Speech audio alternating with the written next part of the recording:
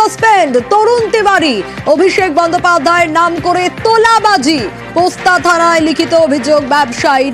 তৃণমূল নেতাকে সাসপেন্ড। তৃণমূল নেতা তরুণ তিওয়ারিকে সাসপেন্ড। কি কারণে সাসপেন্ড? অভিষেক বন্দ্যোপাধ্যায়ের নাম করে তোলাবাজি।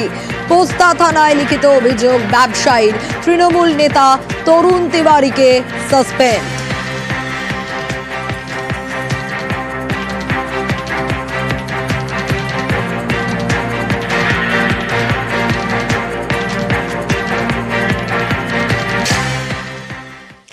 সমরেশ চক্রবর্তী বিধাননগরের কাউন্সিলর 6 দিন ধরে গায়েব। প্রমোটার পিটিয়ে গায়েব হয়ে গেছেন তিনি, আর তার খোঁজ পাওয়া যাচ্ছে না।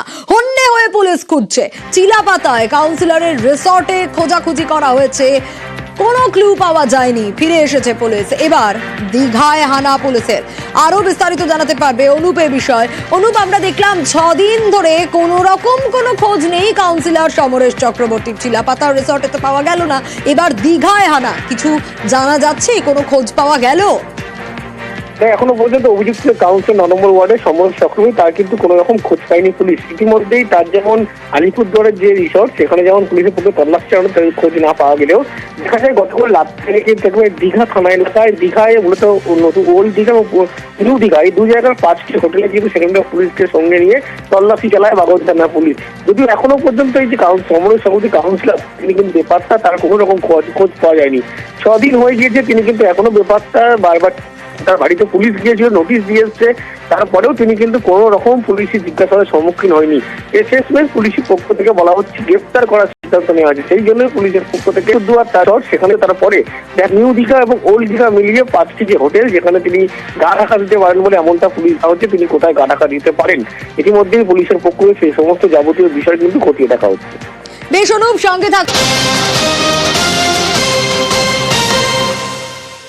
আর এদিন বাগুইআটি থানায় যান প্রমোটার। নির্মাণ স্থলে গিয়ে আপনি আপনার কাজ শুরু করুন। কোনো রকম অসুবিধা হলে আপনি আমার বড়বাবুকে জানাতে পারেন। আমার ফোন নাম্বার নিয়ে নিন, আমার ফোন নাম্বার করে কোনো সুবিধা হবে না। আপনি আপনার কাজ শুরু করুন, কোনো রকম অসুবিধা হবে না। ওকে, আবারও অনুপের কাছে এই অভিযোগ পুলিশ। একটু কি স্বস্তি পেয়েছেন প্রমোটার? তিনি জানাচ্ছেন কিছুটা হলেও তিনি স্বস্তি পেয়েছে, আশ্বস্ত করছে বাগড়ি থানা পুলিশ। সেই কারণেই কিন্তু তিনি কিন্তু কিছুটা হলেও আশ্বস্ত হয়েছেন। তার কারণ এখন 6 দিন ধরে তিনি যে কাউন্সিলর, তিনি যেমন বেপাত্তা, তিনি কোথায় আছেন বর্তমানে কেউ জানে না। সেই কারণে কিন্তু মনে হচ্ছে তার উপরে আবার হামলা হতে পারে, তিনি এমনটা আশঙ্কা করছিলেন। শেষমেশ বাগড়ি থানার দ্বারস্থ হয়। পুলিশের পক্ষ থেকে বলা হয় তার কোনো রকম নিরাপত্তার যে ব্যবস্থা করা হচ্ছে, কোনো রকম অসুবিধা হবে না। শুধু তাই নয়, তার যেখানে মূলত গন্ডগোলের সূত্রপাত যে নির্মাণ করা নিয়ে, সেখানে একদিন নির্মাণের কাজ চালান। তার পরবর্তী ক্ষেত্রে লক্ষ্য করা যায় বাগড়ি থানার খোদ আইসি, যিনি হচ্ছেন ভারপ্রাপ্ত আধিকারিক অমিত মিত্র, তিনি একেবারে যেখানে গন্ডগোলের সূত্রপাত হয়েছিল, যেখানে তোলা আদায় নিয়ে মারধর করা হয়েছিল, সেখানে তিনি ঘটনাস্থলে যান এবং কাউন্সিলর যেখানে দলবল নিয়ে মারধর করেছিল, অনুগামীকে মারধর করেছিল, সেখানেই কিন্তু একেবারে যে প্রমোটার না সমস্যা হলেই যেতে বাগড়ি থানায় খবর দেয়, এমনটা তিনি আশ্বস্ত করেছেন। এবং তার যে নিরাপত্তা কোনো রকম সমস্যা না হয়, সেদিকেও আশ্বস্ত করা হয়েছে। পুলিশি আশ্বস্তে কিছুটা হলেও তিনি কিন্তু একেবারে মনে করছে, আশ্বস্ত করছে পুলিশ। সেই কারণে কিছুটা হলেও তিনি স্বস্তি পেয়েছেন, এমনটাই কিন্তু স্পষ্ট করছে ক্যামেরা যে কাউন্সিলর। আপনি আপনার কাজ শুরু করুন, কোনো রকম অসুবিধা হলে আপনি বড়বাবু আমাদের আইসি সাহেব, উনি আমাকে আশ্বস্ত করেছেন খুব তাড়াতাড়ি ওনাকে অ্যারেস্ট করবেন। কয়েক জায়গায় রেটও করেছে, শুনেও খুব ভালো লাগলো। আমি ওনারই এখন ভরসায় আছি যে উনি সঠিক পদক্ষেপ নেবেন আর খুব তাড়াতাড়ি ওনাকে অ্যারেস্ট করবেন। এবার আমি আজকে আসলাম যে আমার কাজটাকে তো ফেলে রাখা যাবে না, কাজটা চালু করতে হবে। তাই বড়বাবুর কাছে আসলাম যাতে আমাকে সুরক্ষাটা প্রোভাইড করে। বড়বাবু আমাকে আশ্বস্ত করেছেন আমাকে সুরক্ষা দেবেন। উনি বলেছেন কিছুটা আমি এখন একটু হালকা হয়েছি, কিন্তু বাকি আমি আতঙ্কের মধ্যে আছি যত সময় না ও অ্যারেস্ট হবে। কাজ করবেন, কোনো অসুবিধা নেই। ওনার সব রকম সাহায্য করবো আমরা, কাজ করুক উনি। ওনার কাজ করতে কোনো অসুবিধা হবে না। এ তো বাগুইআটির একটা ঘটনা দেখলেন আপনারা, যেখানে বিধাননগরের কাউন্সিলর 6 দিন ধরে বেপাত্তা, একেবারে প্রমোটারকে মারধরের অভিযোগ। কিন্তু আরেক কাউন্সিলর, তার দাদাগিরি।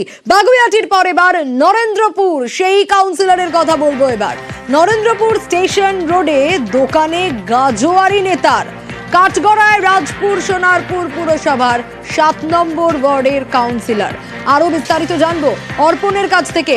অর্পণ, এই কাউন্সিলরের দাদাগিরির কারণ কি? কেন এই কাণ্ড ঘটালেন তিনি, যে গাজোয়ারির অভিযোগ রয়েছে তার বিরুদ্ধে?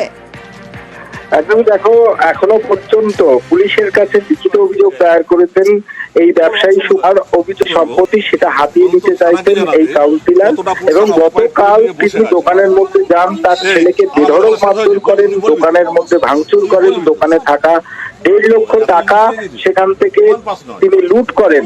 কিন্তু যেটা অনুপ জানাচ্ছিল বাগুইহাটির ক্ষেত্রে পুলিশের পক্ষ থেকে তাকে নিরাপদ থাকার জন্য তাকে আশ্বস্ত করা হয়েছে, তাকে সিকিউরিটির ব্যবস্থা করা হয়েছে, কিন্তু এখানে এখনো পর্যন্ত বেশ, অর্পণ একটু সঙ্গে থাকো। অভিযুক্ত কাউন্সিলর কি বলছেন শুনি।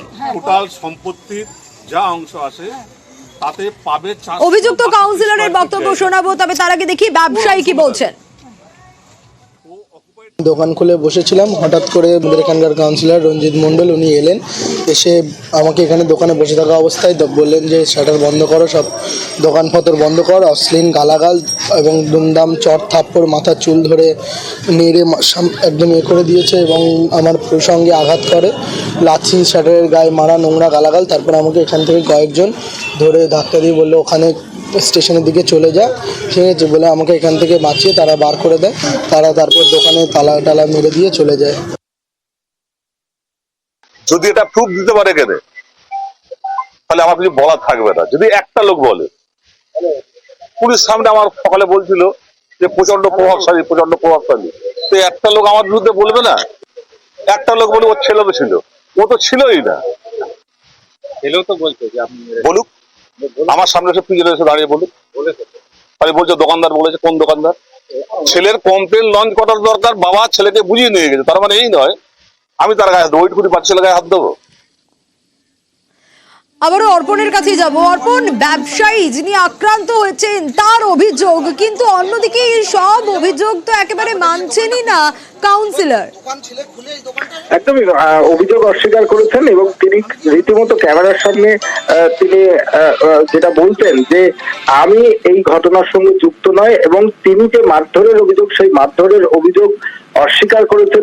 তিনি বলতেন যে যে বাজার এলাকায় হয়েছে, নরেন্দ্রপুর যে স্টেশন সংলগ্ন যে বাজার, যে দোকানের সামনে হয়েছে, সেই বাজারের কেউ তার সামনে এসে বলুক যে তাকে মেরেছে। এবং তখনই আমরা প্রশ্ন করেছিলাম যে আপনার সামনে আপনার বিরুদ্ধে কিভাবে বলতে পারে, তখন তিনি কিন্তু বললেন, সেখানে তিনি বললেন পুরো ঘটনা সাজানো তার ছেলেকে বলেছে এবং সেই কারণেই যে থানায় অভিযোগ দায়ের করেছেন।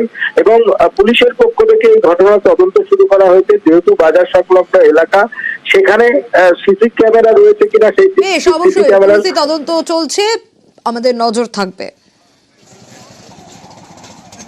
নিউজ